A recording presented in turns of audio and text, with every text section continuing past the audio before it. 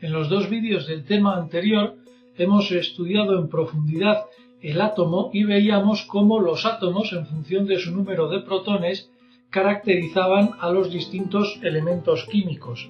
Precisamente en este nuevo tema lo que vamos a estudiar es una ordenación de todos esos elementos que nos podemos encontrar en el universo. Y esa ordenación se lleva a cabo a través de la tabla periódica de los elementos químicos, el objeto de estudio de este nuevo tema. Como hemos dicho, la tabla periódica de los elementos químicos es una ordenación de todos los elementos químicos que existen y que además están ordenados en función del número atómico Z. Las finalidades de la tabla periódica son básicamente dos: predecir los comportamientos tanto físicos como químicos de los distintos elementos químicos y, en base a esos comportamientos, establecer una clasificación general de todos los elementos químicos. De tal manera que a continuación vamos a comentar las características que presenta esta tabla periódica. Como toda tabla, la tabla periódica está formada por una serie de filas y columnas. Vamos a hablar primero de las filas. En la tabla periódica tenemos 7 filas y esas 7 filas reciben el nombre de períodos. Es decir, que cada uno de estos períodos engloba un número diferente de elementos, como vamos a ver más adelante. Para conocer en qué fila o período se encuentra un determinado elemento químico, hay que valerse de la configuración electrónica del mismo que habíamos estudiado en el tema anterior. Y concretamente en esas configuraciones electrónicas hay que fijarse en el orbital S de mayor nivel. Vamos a poner 4 ejemplos. Aquí vemos 4 configuraciones electrónicas de 4 elementos químicos bastante distintos. Primeramente tenemos aquí el helio, aquí tenemos su configuración electrónica, el aluminio, el itrio y el francio. Bien, para saber en qué fila o periodo se ubican tanto el helio como el aluminio, como el itrio, como el francio, lo que tenemos que fijarnos es en lo que hemos dicho anteriormente, en el orbital S de mayor nivel. Para el caso del helio es muy evidente, solo tiene el orbital 1s2, luego el periodo en el que se aloja el helio es el periodo 1, la fila primera. Vamos a observar el aluminio tiene la configuración electrónica del neón más 3s2, 3p. Es decir, que el orbital S de mayor nivel es este, el 3s2, y por el hecho de ser 3s2, el aluminio está ubicado en la fila o periodo número 3. Y con el resto de elementos ocurre lo mismo. Si observamos el itrio, el orbital S de mayor nivel tiene el número cuántico 5, luego el itrio pertenece al periodo 5. Y el francio, vemos que su configuración electrónica es el radon más 7s, este orbital 7s es el de mayor nivel, luego el francio está ubicado en el periodo número 7. A continuación vamos a hablar de las columnas, que es donde radica realmente la gran importancia y la utilidad de esta tabla periódica. Comprobaremos en breve que la tabla periódica está formada por 18 columnas que recibe también el nombre genérico de grupos. Y estos grupos, como hemos dicho, son de vital importancia porque los elementos químicos que se alojan en un mismo grupo van a presentar unos comportamientos físicos y químicos bastante semejantes, y ello nos va a ayudar para establecer una clasificación de estos elementos químicos, precisamente en función de esos comportamientos bastante semejantes que tienen algunos de ellos. Y sin más, presentamos aquí la tabla periódica. Deciros que a la tabla periódica he dedicado un tema, el tema correspondiente a la entrada de este blog, y también vais a encontrar un apéndice de la tabla periódica en la que os presento, como tenéis aquí, la tabla periódica de los elementos químicos propiamente dicha. Esta tabla periódica la vais a encontrar en el apéndice del blog en formato imagen y vais a encontrar dos tablas periódicas. Esta que tenéis aquí, que es una tabla muy sencillita, y luego vais a encontrar otra segunda tabla periódica que es la misma, lo único que cuenta con muchísima más información, con muchos más datos numéricos. Aquí simplemente, como veis, podéis observar el nombre del elemento químico, su símbolo químico, su masa atómica expresada en gramos por mol y, muy importante, el número atómico Z. Hemos dicho que los elementos químicos se ordenan en la tabla en función del número atómico Z. Y efectivamente podéis comprobar que aquí tenemos el elemento de Z igual a 1, Z igual a 2, 3, 4, 5, 6, etcétera, etcétera. Como veis, existen en la actualidad, hay descritos hasta 118 elementos químicos. Algunos de ellos, especialmente estos que los tengo coloreados en gris, corresponden a elementos químicos que no se encuentran en el universo, sino que han tenido que ser creados sintéticamente en los laboratorios. Vamos a volver a las características de la tabla. Vemos que, como hemos dicho, tenemos 7 filas o periodos, y en cuanto a las columnas, si contáis el número de columnas, tenemos 18 columnas. Estas columnas, llamadas también grupos, reciben estos nombres en números romanos y letras, pues el grupo 1A, grupo 2A, el grupo 3B, 4B, etcétera, etcétera. Y veis que generalmente estas columnas hemos pintado los diferentes elementos químicos pertenecientes a una columna de distintos colores. Esto es lo que vamos a ver a continuación, la clasificación de los elementos químicos, realizada en base a la posición de estos mismos sobre la tabla periódica. Los elementos químicos se dividen en un número bastante elevado de grupos, pero básicamente todos ellos se recogen en 3 grandes grupos, que son los que tenéis aquí: los metales, los no metales y los gases nobles. Hemos dicho que cada grupo, es decir, cada columna de la tabla periódica, corresponde a un determinado grupo. Por eso, a la derecha de cada uno de estos grupos que os he puesto aquí, os he puesto el número de la columna a la que corresponde. Por ejemplo, los alcalinos corresponden al 1A, los alcalinoterros al 2A, los térreos al 3A, y así con todos ellos. Vamos a enumerar brevemente estos elementos químicos. Vamos a empezar por los metales. Ahora, dentro de los metales tenemos varios tipos. Tenemos los alcalinos, alcalinotérreos, térreos, metales de transición y los transuránidos. Los metales de transición y los transuránidos en realidad no son un único grupo o columna de la tabla periódica, sino que abarcan varios grupos. Así como los alcalinos son la columna 1A, los alcalinotérreos 2A y los térreos 3A, los metales de transición abarcan lo que se denomina el bloque B, es decir, desde el 1 hasta el 8B.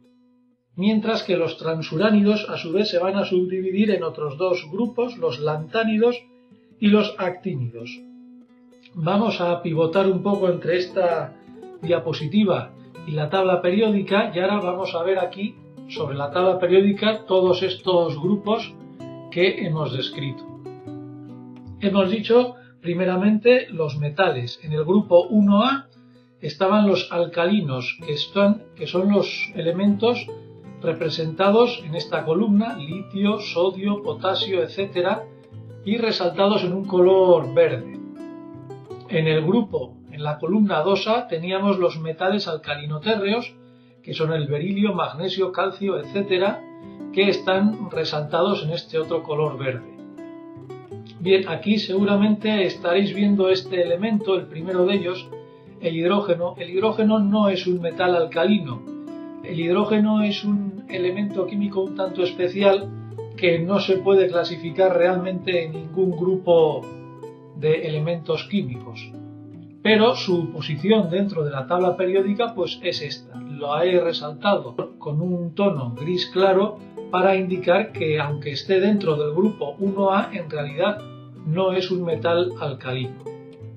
Vamos a observar a continuación los llamados metales de transición o elementos del bloque D, que son todos estos que están pintados de color azul cielo. Como si recordáis en la plantilla posterior decíamos que era el bloque B, es decir, empezaban aquí. Fijaros que aunque parece que empiecen aquí en el grupo 3B, estas columnas son las 3B, 4B, 5B, 6, 7. El grupo 8B en realidad abarca 3 columnas y luego empieza otra vez con el grupo 1B y el grupo 2B. Todos estos elementos coloreados de azul son los metales de transición. Y finalmente vamos a ver los metales transuránidos, que son estos de aquí abajo. Fijaros que aquí, a partir del elemento 57 y en el elemento 89, he introducido dos asteriscos, aquí 2 asteriscos y aquí 1, para indicar que aquí el elemento siguiente al lantano no es el hafnio. Fijaros que el número atómico del lantano es el 57, pero el número atómico del hafnio es 72. Es decir, aquí, entre el lantano y el hafnio, faltan elementos químicos. En realidad no faltan, por convenio se ponen aquí. Aquí he indicado el asterisco, la serie de elementos que continúan al lantano, y el siguiente elemento al lantano, que es el elemento 57, sería el cerio, que sería el 58. Y así nos iríamos por el praseodimio, neodimio, etcétera, hasta el lutecio, que es el elemento 71, y ahora sí, el siguiente sería el elemento 72, el hafnio. Con el actinio ocurre exactamente lo mismo. El actinio es el elemento 89 y para encontrar el número 90 tendríamos que venir aquí abajo. El elemento 90 es este de aquí, el torio, seguiría el protactinio, el uranio, etcétera, hasta el elemento 103 que se denomina laurencio, y después del laurencio vendría el elemento 104, que ya lo tenemos aquí, que es el rutherfordio. Estos elementos químicos aparte resaltados en color marrón son los transuránidos, que a su vez veíamos que se dividían en lantánidos y actínidos. Los lantánidos son precisamente estos, los que suceden al lantano, y los actínidos son estos últimos de aquí abajo que suceden al actinio. Volviendo a la diapositiva de la clasificación periódica, fijaros que en los metales de transición he indicado que tienen orbitales d. Es decir, que los elementos metálicos de transición van a tener en su configuración electrónica, en su última capa de electrones, estos electrones van a ocupar orbitales tipo d. Recordad del tema anterior los distintos tipos de orbitales que habíamos visto. Y en el caso de los transuránidos, los electrones que van a ocupar los últimos orbitales atómicos de estos átomos van a ser orbitales tipo F. Por eso a los metales de transición a menudo se les denomina el bloque D y a los transuránidos el bloque F. Ya hemos estudiado todos los metales, ahora vamos a estudiar el grupo de los no metales. Vemos que son algo menos, tenemos los carbonoides, nitrogenoides, anfígenos y halógenos, que respectivamente corresponden a las columnas 4A, 5A, 6A y 7A. He procurado, tanto en los no metales como en los metales, resaltar cada rectángulo en los colores que vemos en la tabla periódica. Así que volvemos a la tabla periódica y vamos a estudiar los no metales. Los no metales están situados en la parte derecha de la tabla periódica, son menos numerosos que los metales y los tenemos aquí. El grupo 3A, recordamos que estos todavía eran metales, los metales térreos, pero ya en el grupo 4A empezamos ya con los no metales, son los carbonoides, es decir, los elementos similares al carbono. El grupo 5A serían los nitrogenoides, es decir, elementos que presentan un comportamiento químico muy similar al nitrógeno, y después vendrían los anfígenos, que son el grupo 6A, y los halógenos, que son el grupo 7A. Y finalmente nos queda por ver un último grupo de elementos químicos, que son estos de aquí, los gases nobles. No son ni metales ni no metales. Y los gases nobles son simplemente un grupo aparte que corresponde al grupo 8A, que si volvemos a la tabla periódica los tenemos justo en el extremo derecha de la tabla periódica. Aquí tenemos los gases nobles, el helio, neón, argón, etcétera, etcétera. Estos gases nobles a menudo también se denominan gases inertes. Se denominan así porque estos elementos químicos presentan una reactividad nula o prácticamente nula, es decir, no reaccionan con nadie, no se combinan con nadie, y de ahí que reciban el nombre genérico de gases nobles. Ya hemos dicho que la finalidad fundamental de la tabla periódica es poder observar los elementos químicos de una forma ordenada para conocer el comportamiento químico de estos elementos, de tal manera que los elementos químicos presentan una serie de propiedades periódicas, es decir, unas propiedades que se van repitiendo cada cierto tiempo. Vamos a estudiar en qué consisten estas propiedades periódicas. Son básicamente tres y la primera de ellas va a ser las energías de ionización. La energía de ionización se define como la energía necesaria para arrancar un electrón del orbital más externo de un átomo, y de esa forma el átomo queda cargado positivamente, se transforma en un ion con carga positiva. Estas energías de ionización se pueden medir bien en kilojulios por mol según el sistema internacional, pero tradicionalmente también se han medido en ocasiones en electronvoltios. Yo he elaborado esta tabla periódica en 3 dimensiones en base a los valores de energías de ionización de los distintos elementos químicos. Los datos los he sacado de la tabla ampliada de los elementos que podéis encontrar en el correspondiente apéndice.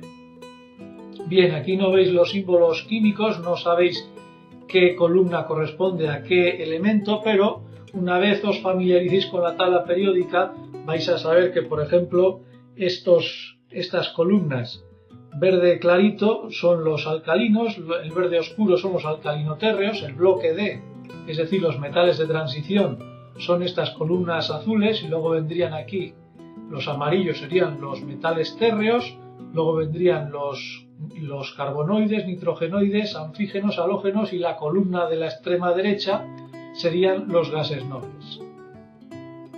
Bien, vamos a observar no los valores directos, pero sí con esta tabla en 3D podemos establecer comparaciones. Vemos que las mayores energías de ionización están precisamente en los gases nobles. Ya hemos dicho que los gases nobles tienden a no reaccionar con ningún elemento y por tanto no formar moléculas.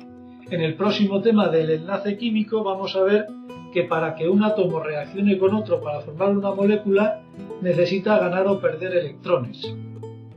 En este caso, si nosotros queremos arrancar electrones de un gas noble, vemos que necesitamos unos valores energéticos muy grandes, muy altos. Por lo tanto, los gases nobles van a tener una tendencia nula o casi nula a perder electrones.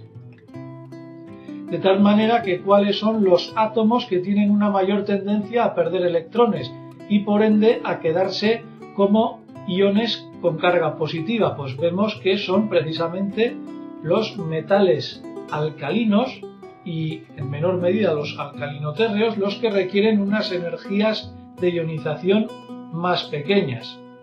Los metales de transición y los metales térreos tampoco requieren unas energías de ionización demasiado elevadas para quedarse cargados positivamente, pero observamos que en general, conforme nos desplazamos hacia la derecha de la tabla periódica, vemos que estas energías de ionización van creciendo en líneas generales.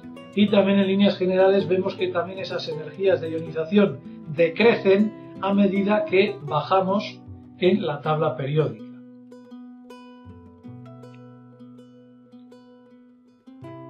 Vamos a estudiar ahora sí con valores reales las energías de ionización. Fijaros que a esta propiedad la he llamado energías de ionización porque en lugar de arrancar a un átomo un único electrón, podríamos arrancarle varios electrones.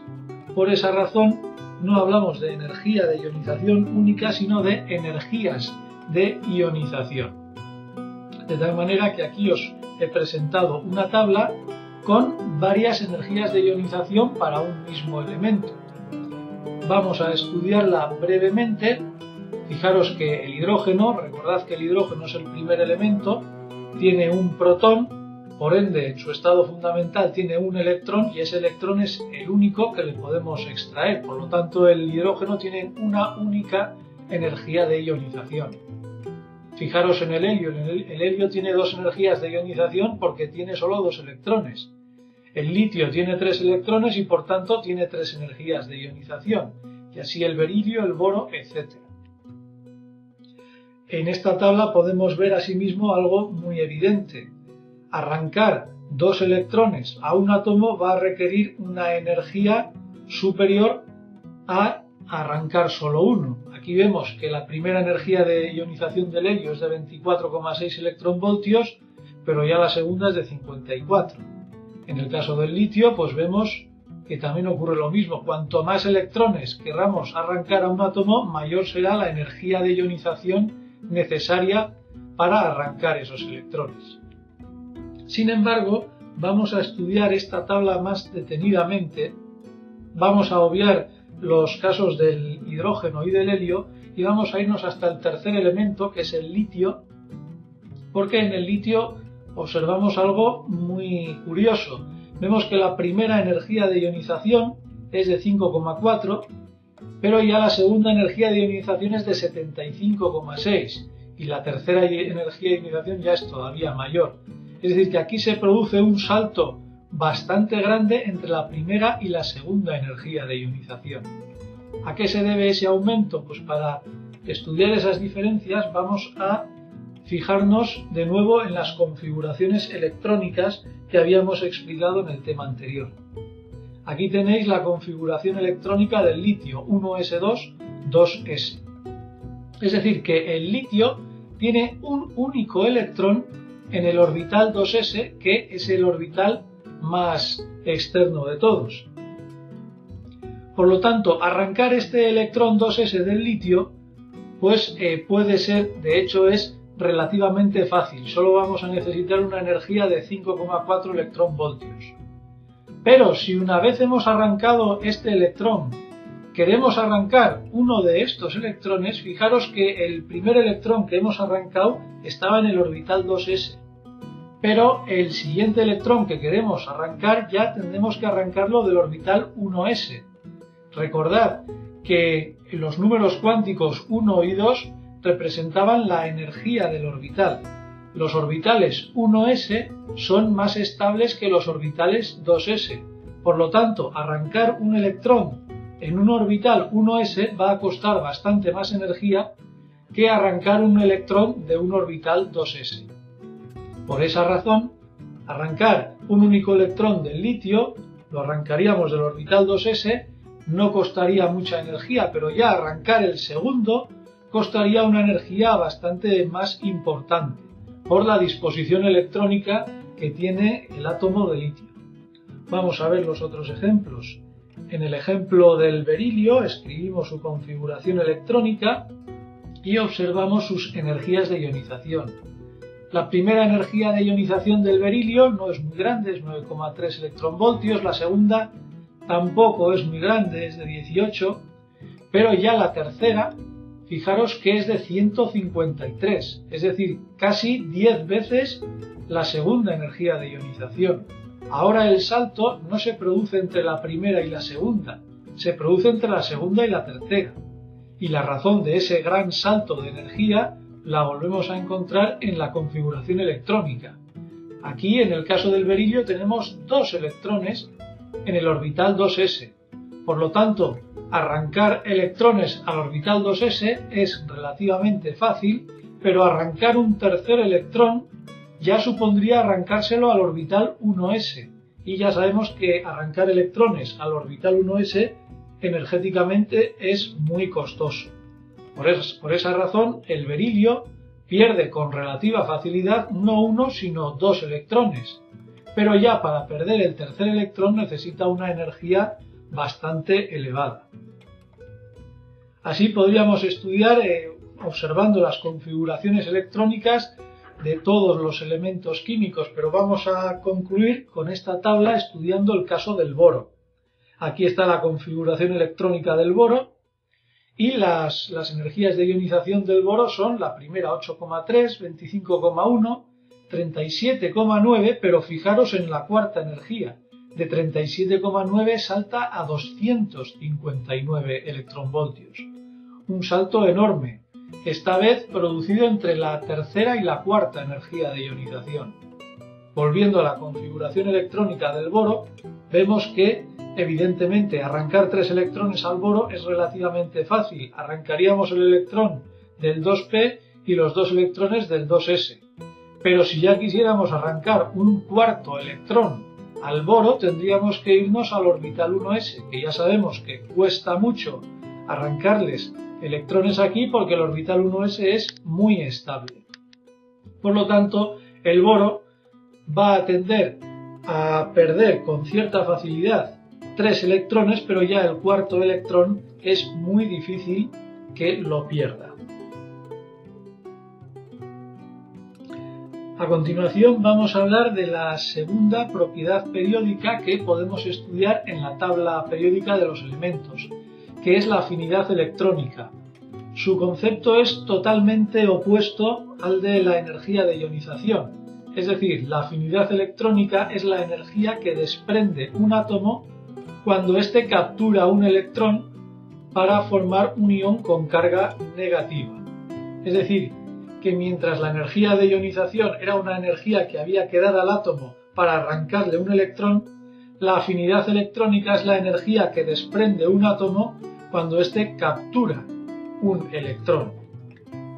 Y como vemos, sus unidades se pueden expresar en kilojulios-mol o también en electronvoltios. Vamos a volver a presentar la tabla periódica tridimensional. Haciendo un inciso, para elaborar esta tabla tridimensional he tenido que falsear un poco el gráfico porque, como comprobaréis, existen elementos químicos que tienen afinidades electrónicas con signo negativo y otras con signo positivo. Aquí simplemente he puesto las barras de un tamaño semejante para que podamos comparar unos átomos con otros. Si este gráfico fuera exactamente con valores positivos y negativos, pues tendríamos aquí columnas que mirarían para arriba y alguna miraría para abajo. Pero para no complicar el gráfico y verlo como hay que verlo, que es así, pues he realizado el gráfico de esta forma. Y además hay que decir que estas columnas, es decir, estos valores numéricos, la mayoría son valores negativos, porque estamos hablando de energías desprendidas, no energías que hay que comunicar al átomo. Por lo tanto, tenéis que tener en cuenta que las afinidades electrónicas en su gran mayoría adquieren valores negativos. Bien, hechos esos incisos, vamos a estudiar esta tabla tridimensional de valores de afinidad electrónica. ¿Cuáles son los elementos que tienen mayor tendencia para aceptar electrones y cargarse negativamente? Pues vemos aquí que es esta columna que corresponde a los no metales halógenos, el flúor, cloro, bromo, etcétera, etcétera. Vemos que el resto de no metales, estos que están pintados en granate serían los anfígenos, los que están pintados en naranja serían los nitrogenoides y los que están pintados en este color naranja más suave serían los carbonoides. Vemos que los no metales tienen una cierta facilidad, especialmente los halógenos, para aceptar electrones y crear iones con carga negativa, mientras que los metales de transición, exceptuando algunos casos, y sobre todo los metales alcalinos y alcalinotérreos, que están pintados en color verde, pues estos elementos tienen una tendencia mucho menor a formar iones con carga negativa.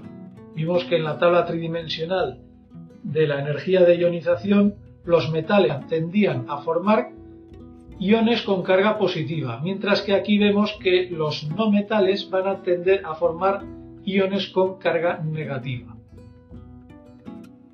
Y vamos a concluir este tema de la tabla periódica con la última propiedad periódica que podemos estudiar, que es la electronegatividad.